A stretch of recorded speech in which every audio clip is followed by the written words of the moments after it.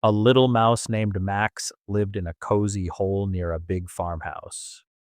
Every day, Max would sneak into the kitchen and eat as much food as he could find: cheese, bread, cookies, and anything else left behind. At first, it felt amazing. "Why save food when I can eat it all now?" Max would say happily.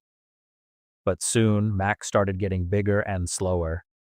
He couldn't run as fast as before. One day, while he was eating a large piece of cheese, he heard the farmer's cat coming. Max tried to run, but he was too slow.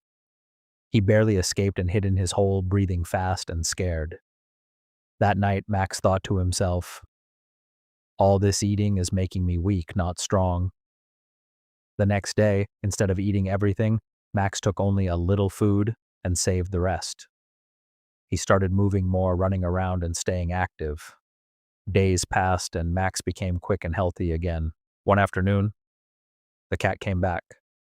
But this time Max ran faster than ever and escaped easily. Max smiled and said, "Eating too much can be dangerous. Balance is better." Moral of the story: too much of anything, even something good, can be harmful. Always practice balance and self-control.